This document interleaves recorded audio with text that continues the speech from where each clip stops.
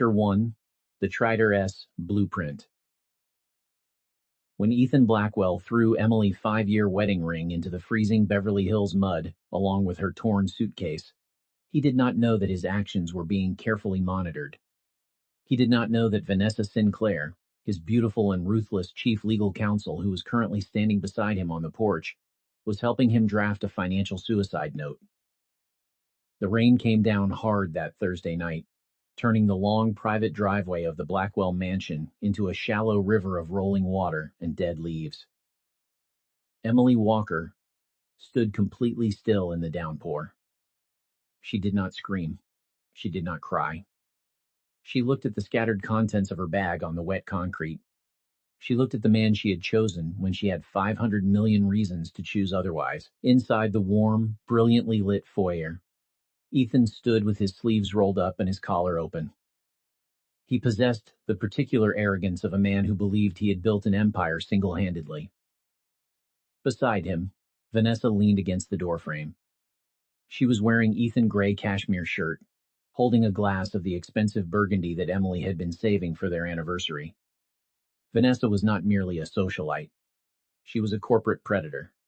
As the chief legal counsel for Blackwell Aerospace, she understood the exact architecture of Ethan wealth, and she had spent the last 14 months methodically designing a legal framework to strip Emily of every single marital asset. "You need to sign this, Emily," Vanessa said, her voice easily cutting through the sound of the rain. She held out a thick, legal document shielded by a leather portfolio. "It is a standard asset relinquishment protocol. You admit to emotional abandonment of the marriage, and Ethan agrees not to pursue you for the debt you accumulated on it." She knew exactly what it was. It was a masterpiece of legal theft. It was designed to legally erase her 12 years of contribution, separate her from the Blackwell Aerospace equity, and leave her with absolutely nothing. Ethan stepped forward, his face hardening into the expression he used in boardrooms to intimidate junior executives. "Do not make a scene, Emily. You were a waitress in Seattle when I found you, and you will die a waitress without me. You came from nothing. I gave you a life of luxury. Sign the paper and walk away before Vanessa decides to freeze your personal checking account, too." They expected a breakdown. They expected her to beg. They expected the Seattle waitress to crumble under the weight of their combined corporate power. Emily did not crumble. She moved with a frightening, absolute calmness. She walked up the steps, out of the rain, and took the pen from Vanessa's hand. She did not read the document because she did not need to. She already knew every clause. She had been secretly reading Vanessa draft files on the home network for 3 months. Emily signed her full name on the signature line. The ink flowed smoothly. Vanessa smiled, a sharp, victorious expression. She pulled the portfolio back, believing she had just secured millions of dollars in untethered equity for herself and Ethan. She believed she had outsmarted a naive housewife. Emily looked at Ethan. Her face was completely unreadable.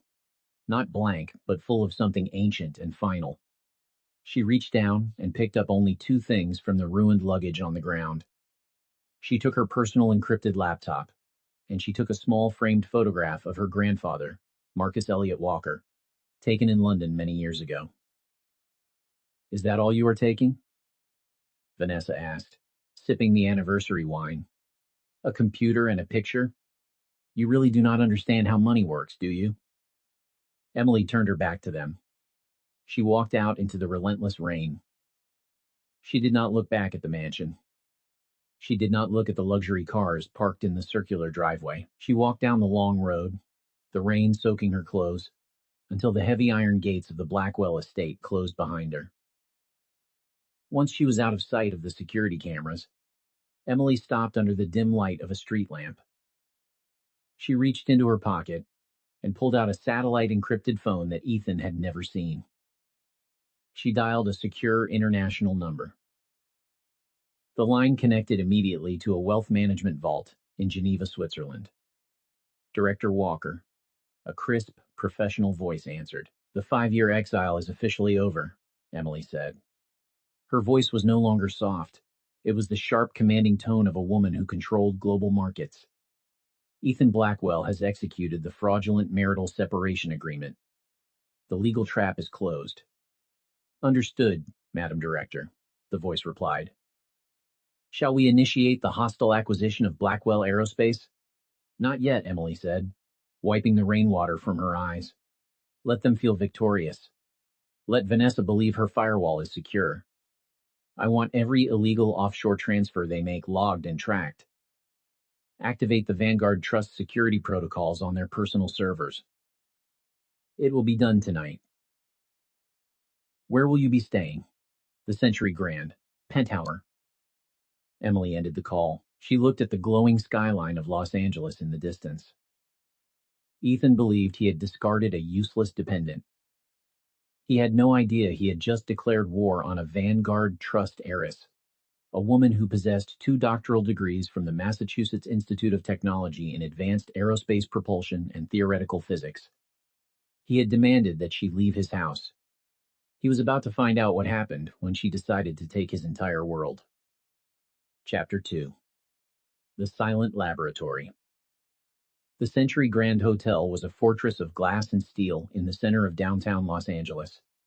The penthouse suite occupied the entire top floor, featuring panoramic windows that looked down upon the financial district like a chessboard.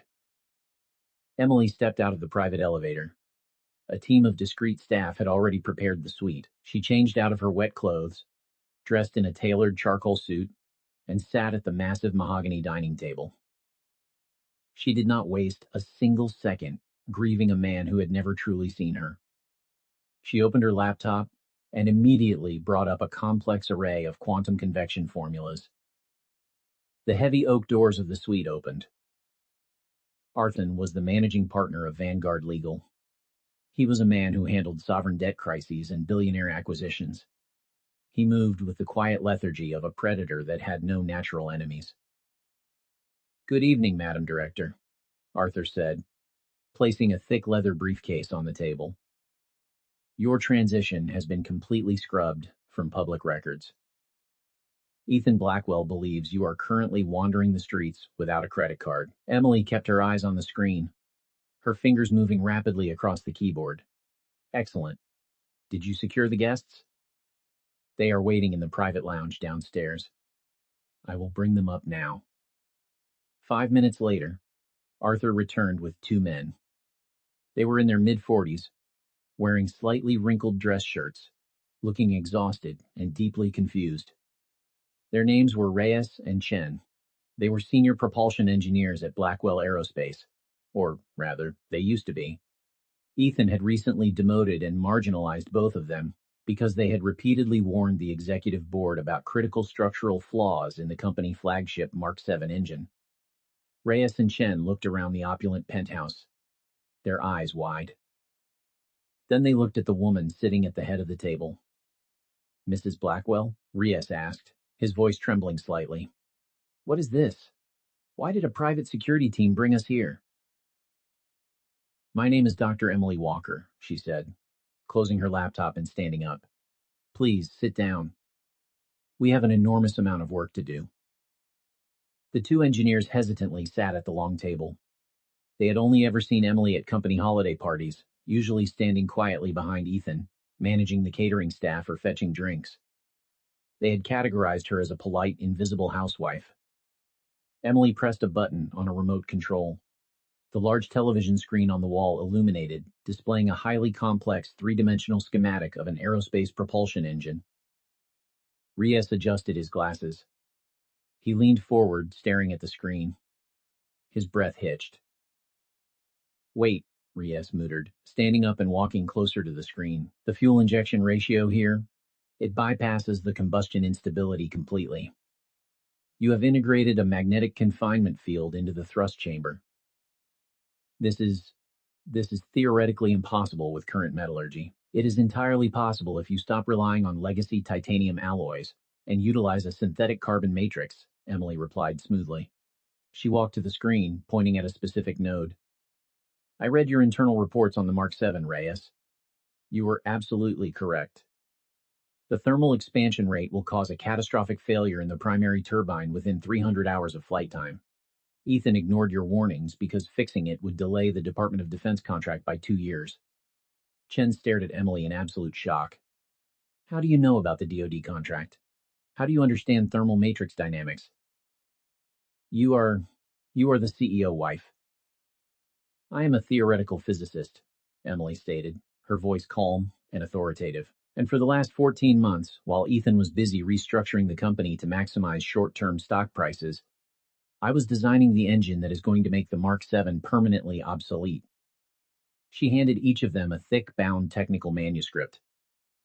I have filed 11 patents under the Vanguard Trust umbrella, Emily continued. This engine is not a theory. It is a fully modeled, computationally verified reality. It operates at a level of efficiency that does not currently exist in the commercial aerospace sector. Reyes flipped through the pages of the manuscript. His hands were shaking. The mathematics were elegant, ruthless, and completely revolutionary. He was looking at the holy grail of modern aviation. He was looking at the end of Blackwell Aerospace. Why are you showing us this? Chen asked, looking up from the documents. You could take this to Novacore Technologies tomorrow, and they would hand you a blank check. Because I do not just want to sell an engine, Emily said, returning to her seat. I am going to execute a hostile takeover of Blackwell Aerospace. I am going to completely dismantle the corrupt executive structure that silenced you. But to do that cleanly, I need absolute technical superiority. I need an engineering strike team inside the building to quietly map the remaining Mark 7 architecture, so we can legally outmaneuver their patents. She looked at both men directly. I know you both love the science. I know you care about the safety of the pilots who will eventually fly these machines. Ethan cares about his stock portfolio. I want you to work for me. Reyes and Chen exchanged a long look. They had spent 3 years being humiliated by Ethan Blackwell and his sycophantic management team. They had watched safety protocols be erased in the name of profit. Now, the quiet woman they had ignored for years was offering them a chance to build the future and burn the corrupt past to the ground. What do you need us to do, Dr. Walker? Reyes asked, sitting up straighter, the exhaustion entirely gone from his eyes. Emily smiled. It was a cold, bright expression. I need you to go back to work tomorrow and pretend nothing has changed. I need you to access the central engineering servers and install a mirrored conduit that Arthur will provide to you. You are going to help me open a back door into Ethan Empire, and when the time comes, you are going to be standing next to me when the wall and the firewall. Vanessa Sinclair sat in her corner office on the 40th floor of the Blackwell Aerospace building. The room was decorated in stark white and chrome, reflecting her cold analytical approach to corporate law. She was a woman who believed that the world was divided into predators and prey, and she firmly categorized herself as the former. She had spent 14 months carefully orchestrating Ethan's divorce, manipulating legal loopholes to ensure that his soon-to-be ex-wife received nothing. Now, with Emily physically removed from the mansion, Vanessa was executing the final phase of the plan. She opened her secure terminal to scrub the internal servers. She needed to ensure that the offshore shell companies she had created to hide Ethan's marital assets were completely untraceable. As she ran a routine diagnostic sweep of the executive document server, a strange anomaly appeared on her screen. It was a digital ghost, a fragmented line of code that did not belong in the Blackwell architecture. Vanessa frowned. She typed a rapid sequence of commands, isolating the anomaly. The system returned a startling result. The digital footprint belonged to Emily Walker's administrative account. The account was supposed to have been disabled the moment Emily walked out the door, but it was still active, masked by a highly sophisticated proxy node. Vanessa leaned closer to the monitor. Her mind raced. Why would a naive housewife need a proxy node? She ran a deep trace on the data packets.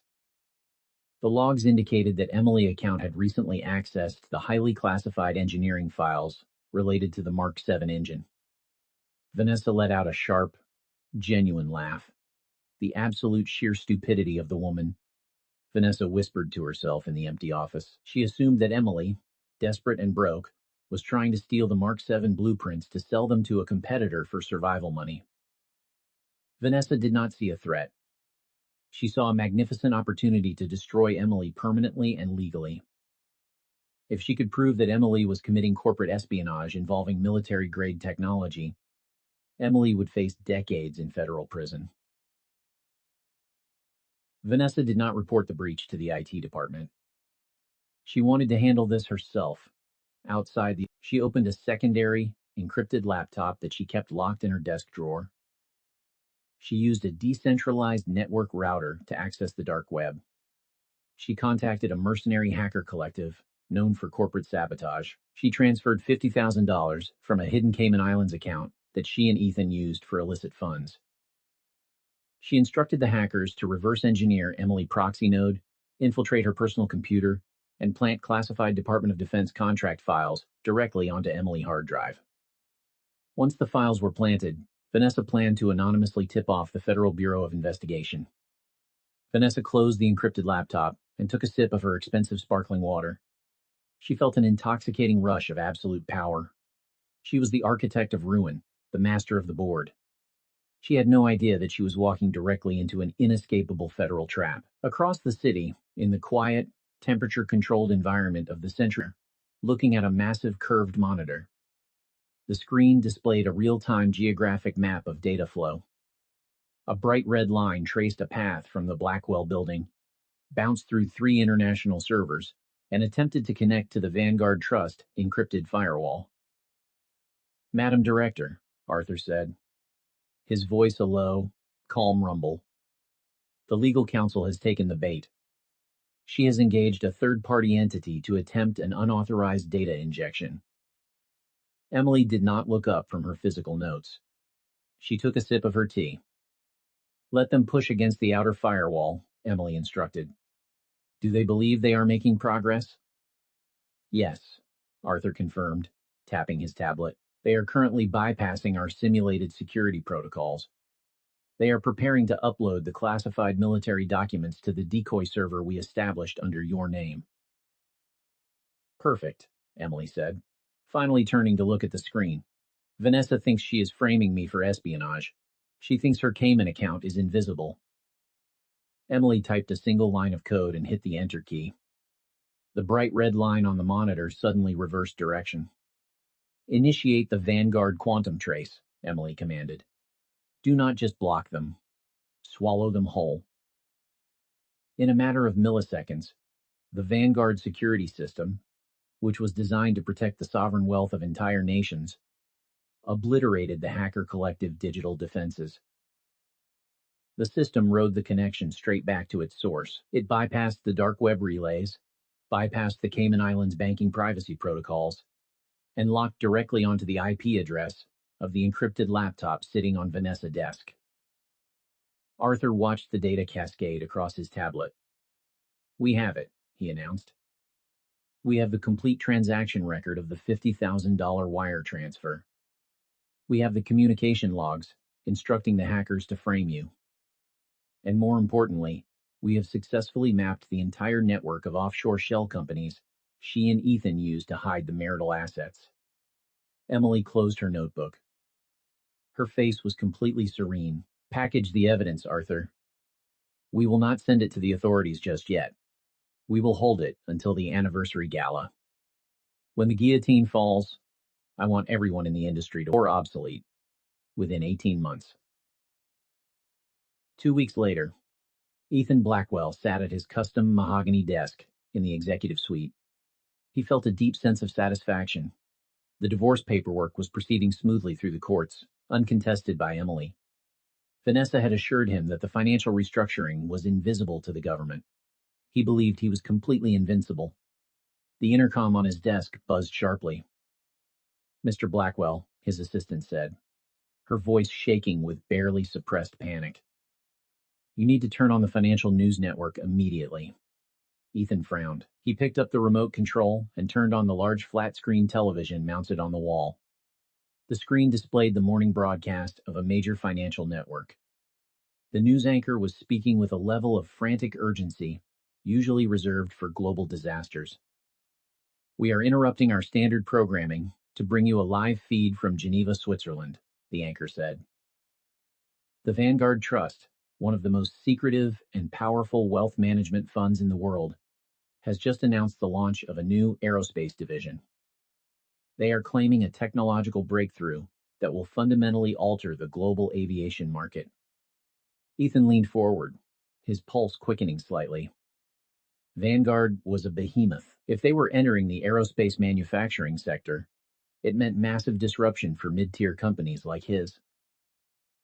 The broadcast switched to a live feed of a vast, brilliantly lit auditorium.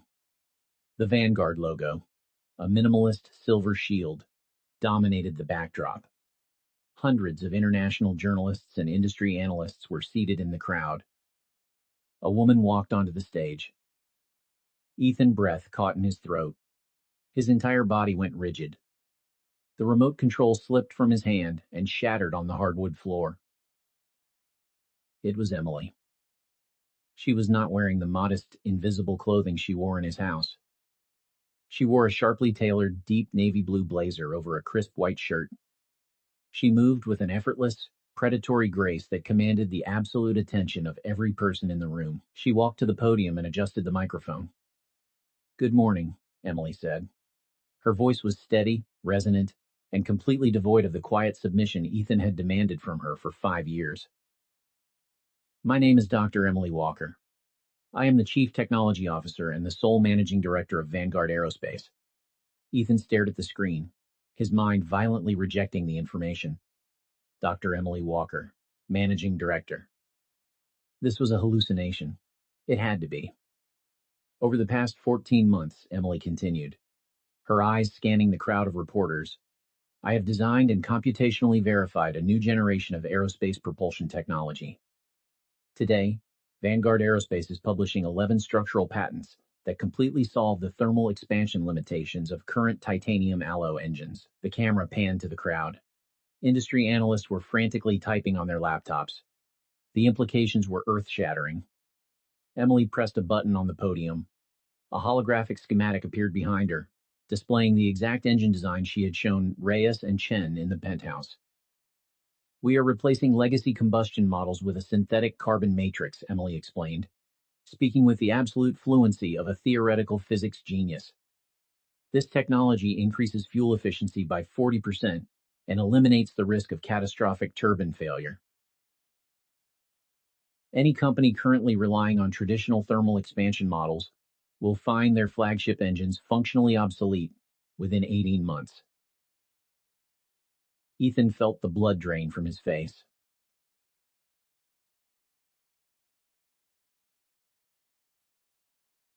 The Mark 7, the engine that Blackwell Aerospace relied upon for its entire future revenue stream, was built entirely on the traditional thermal expansion model she had just publicly declared obsolete. His office door burst open. Richard Ames, the senior member of the Blackwell Board of Directors, marched into the room. His face was purple with rage. "Are you watching this?" Richard screamed, pointing at the television. "Who is that woman, Ethan? Why does she look exactly like your wife?" "That is my wife," Ethan choked out, his vocal cords tightening. "Or she was." Richard slammed his hands on Ethan's desk. "She is Dr. Emily Walker? The heir to the Vanguard Trust? She lived in your house for 5 years, and you told this board she was a waitress from Seattle?" "I did not know." Ethan yelled back, standing up. His hands were shaking uncontrollably. "She hid it from me. She just destroyed our entire product line." Richard roared. "She just rendered the Mark 7 completely useless on global television. The Department of Defense is going to cancel our contracts the moment they read those Vanguard patents." Ethan's phone began to ring incessantly. It was a chorus of impending doom. The television anchor reappeared on the screen, looking severely shaken. "We are seeing an immediate, massive reaction in the markets," the anchor reported. "Institutional investors are rapidly liquidating their positions in legacy aerospace firms. Blackwell's have plummeted 23% in the last 10 minutes. Trading has been temporarily halted. 23%. Hundreds of millions of dollars evaporated into thin air while Ethan stood paralyzed in his office. Vanessa sprinted into the room, her usual icy composure completely shattered. She was clutching a tablet. Ethan, Vanessa gasped, her chest heaving. James Capital just announced they are dumping their entire 10% stake in our company. The pension funds are following them. We are bleeding out. Ethan looked at Vanessa, then at Richard, and finally back to the television screen where Emily was calmly answering technical questions from a stunned reporter. She did not look angry. She did not look vengeful. She looked like a scientist who had just cured a disease. She had not destroyed his company by stealing his secrets. She had destroyed his company by simply being infinitely better than him. "We need to call an emergency board meeting," Ethan said, his voice barely a whisper. "We need to issue a statement. We need to stabilize the stock." Richard looked at Ethan with absolute disgust. "There is no stabilizing this, Ethan.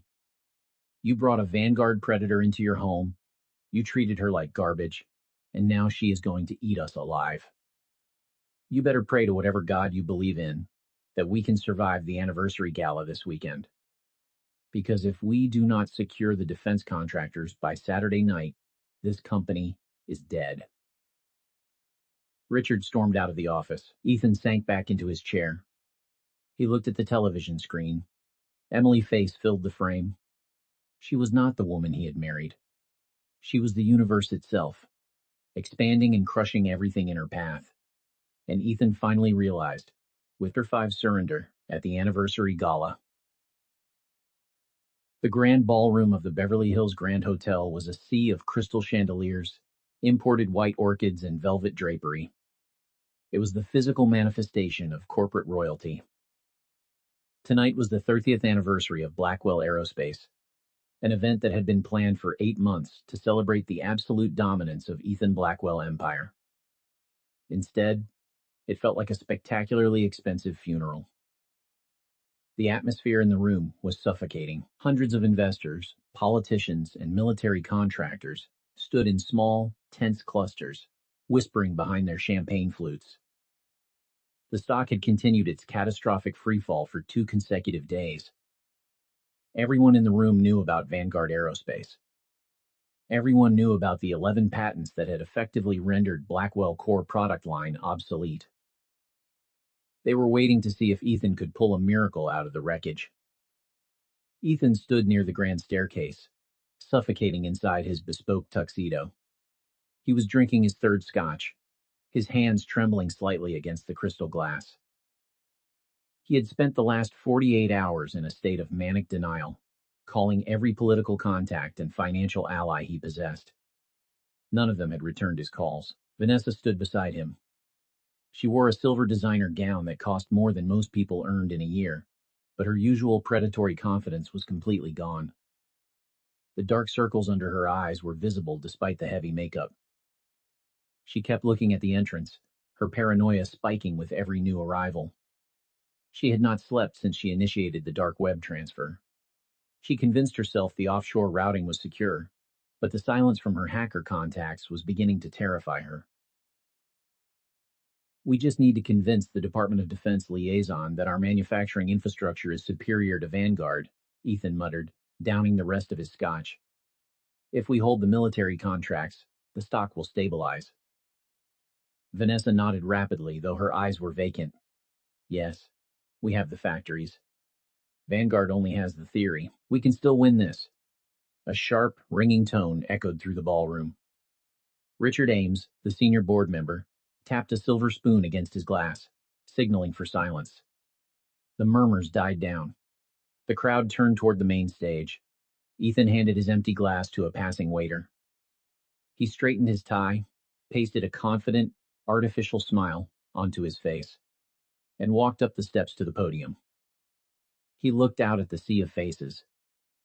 These were the people he had commanded for a decade. Now they looked at him with skepticism and pity.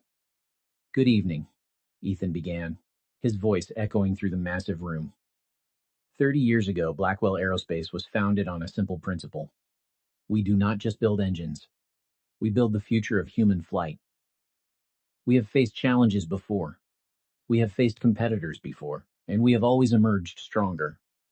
He leaned into the microphone, attempting to project the absolute certainty that had defined his entire career. Recent announcements by outside entities have caused market volatility, Ethan continued, his voice rising in volume. But I assure you, Blackwell Aerospace possesses the physical infrastructure, the government trust, and the manufacturing capability to defend our position as the apex leader in this industry. We are not going anywhere. He raised his hand to gesture toward the board of directors. The heavy oak doors at the back of the grand ballroom burst open. The sound was so violent that Ethan stopped mid-sentence. The entire crowd turned around in unison. A line of men and women wearing tactical windbreakers emblazoned with the bright yellow letters of the Federal Bureau of Investigation marched into the room. They moved with terrifying, coordinated precision, cutting straight through the crowd of elite socialites and billionaires. Following closely behind them of Vanguard Legal, he walked with the calm, devastating authority of an executioner. A collective gasp rippled through the ballroom. Defense contractors stepped back. Politicians shielded their faces from the sudden flash of press cameras near the entrance. Ethan froze at the podium. His mind went entirely blank. The lead FBI agent bypassed the stage entirely. He walked directly toward the bar where Vanessa was standing. Vanessa Sinclair, the agent said, his voice loud enough to carry over the dead silence of the room. You are under arrest for federal wire fraud, international money laundering, and conspiracy to commit corporate espionage. Vanessa dropped her champagne glass. It shattered on the marble floor. I do not know what you are talking about, Vanessa stammered, backing away until she hit the brass rail of the bar. I am the chief legal counsel for this corporation. You cannot do this without a warrant. The agent pulled a folded document from his jacket and held it up. We have a federal warrant signed by a federal judge an hour ago. We have the complete transaction logs of your Cayman Islands offshore accounts. We have the routing data from your encrypted laptop attempting to plant classified military documents onto a civilian hard drive. Arthur built a very clever digital maze, Miss Sinclair, Arthur said, his voice dripping with aristocratic disdain. Unfortunately, you attempted to route your mercenary hackers directly through the Vanguard Trust sovereign firewall. You did not break into our system. You handed us a map to your entire criminal enterprise. Vanessa's legs gave out completely. She collapsed against the bar, sobbing hysterically as the agents pulled her arms behind her back and secured the heavy steel handcuffs. The flashing cameras illuminated her ruined face. The architect of Ethan's divorce, the woman who had laughed as Emily walked into the rain, was being dragged out of her own gala in chains. Ethan gripped the edges of the podium so hard his knuckles turned white. Arthur, Ethan shouted, his voice cracking with absolute panic. Arthur, listen to me. I had nothing to do with her offshore accounts. She acted alone. I am the CEO of this company. Arthur stage. You were the CEO of this company, Arthur corrected him smoothly. The string quartet on the balcony stopped playing. The room was so quiet that Ethan could hear his own heartbeat hammering against his ribs. The chairman of the Blackwell board, Richard Ames, walked up the steps to the stage. He did not look at Ethan. He walked directly to the microphone. Ladies and gentlemen, Richard announced, his voice trembling slightly. 10 minutes ago, the board of directors executed an emergency. We have formally accepted a hostile acquisition proposal. As of this exact moment, Vanguard Aerospace owns absolute controlling interest in this corporation. Ethan stopped breathing. The floor felt like it was dissolving beneath his feet. Richard stepped back from the podium. He bowed his head toward the back of the room. The crowd parted down the center aisle, forming a wide, silent path. Emily walked through the doors. She wore a breathtaking, floor-length crimson haute couture gown. Diamonds rested at her collarbone, catching the light of the chandeliers. She was surrounded by a phalanx of Vanguard security personnel, but she did not need them. She radiated an aura of absolute, terrifying power. Walking directly behind her were Reyes and Chen, the two engineers Ethan had marginalized. now wearing tailored suits and standing as the new heads of the Vanguard Propulsion Division. Ethan stared at her. The cognitive dissonance was so massive it physically hurt. This was the woman he had ordered to fetch his dry cleaning. This was the woman he had told would die a waitress. She walked down the aisle, her heels clicking rhythmically against the marble floor. Every billionaire, every general, every senator in the room stepped back respectfully to give her space. She reached the base of the stage. She did not walk up the steps. She looked up at Ethan, who was clinging to the podium like a drowning man. Emily, Ethan choked out, tears finally spilling over his eyelashes and tracking down his pale face. Please. You took the technology. You took Vanessa. You have proven your point. Do not take the company. I built this. This is my entire life. Emily looked at him. Her expression was completely devoid of anger. She looked at him with the exact same exhausted indifference she used when she scraped burnt crumbs off a kitchen counter. You spent 5 years building a story where you were the savior, Ethan, Emily said. Her voice was not loud, but it carried perfectly through the silent ballroom. You thought you controlled the narrative because you controlled the bank accounts. She tilted her head slightly. But you never understood the fundamental rule of physics, Emily continued. You cannot control a force of nature by simply putting a roof over it. I did not take your company out of revenge. I took it because your engineering was dangerous, your leadership was corrupt, and you were standing in the way of progress. She turned to Richard Ames. Execute the termination clause, Emily ordered. Richard approached the microphone. Ethan Blackwell. Effective immediately. Your employment is terminated without severance. Security will escort you off the premises. 2 massive Vanguard security contractors stepped onto the stage. They grabbed Ethan by both arms. No, Ethan screamed, thrashing wildly against their grip. Emily, please. I am sorry. I will give you anything. I see you now. I see you. You are 5 years too late, Emily said softly. Turning her back to the stage, they dragged Ethan backward.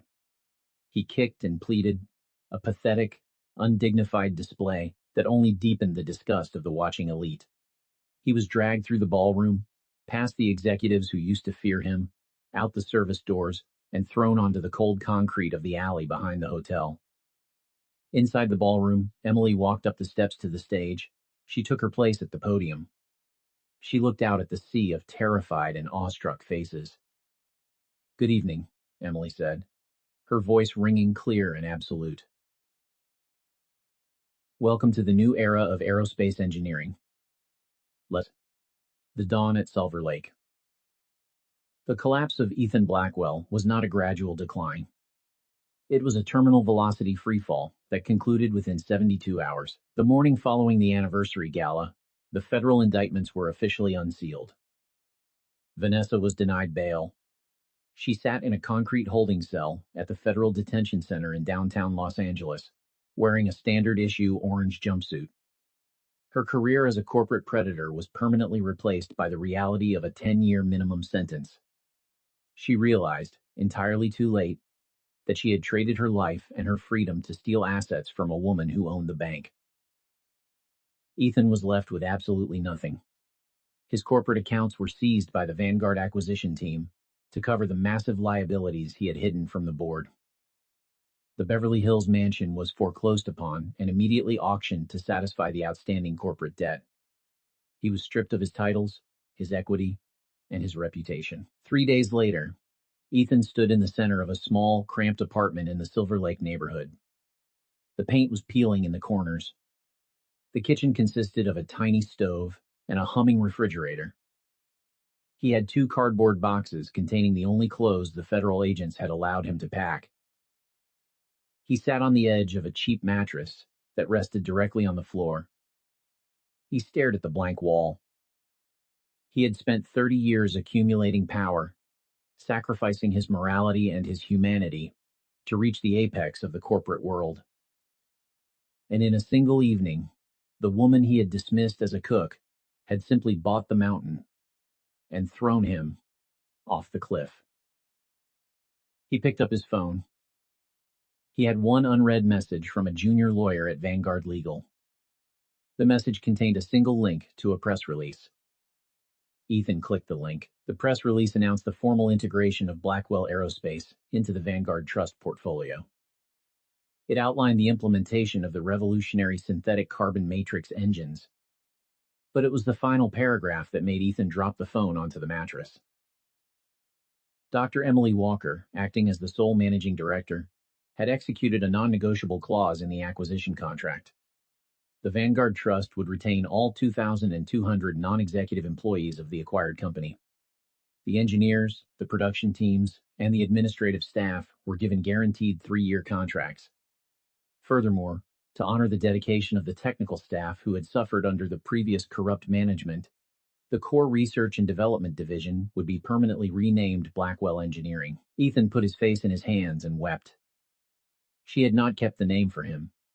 She had kept the name for the workers. She had protected the innocent people whose livelihoods Ethan had gambled away. She had achieved absolute victory, not by destroying the village, but by rebuilding it better than he ever could. She had shown him exactly what true leadership looked like. And the comparison was so devastating, it shattered whatever ego he had left. The sun was rising over the Los Angeles skyline, casting long golden beams across the financial district. Emily Walker stood by the floor-to-ceiling windows of her new penthouse office on the 50th floor of the newly rebranded Vanguard Aerospace headquarters. The city below was waking up, a sprawling grid of light and motion. She held a cup of black coffee in her hand. The air in the office was quiet, smelling of fresh paper and ozone. She wore a simple, comfortable sweater. She did not need the armor of the crimson gown anymore. The war was over. The territory was secured. She walked over to her massive glass desk. Spread across the surface were the blueprints for the second-generation propulsion models. Standing exactly in the center of the desk, perfectly aligned with the morning light, was the small framed photograph of her grandfather, Marcus Elliott Walker. She reached out and touched the glass frame.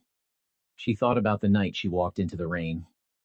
She had allowed herself to be invisible because she believed that love required diminishment. She would never make that mistake again.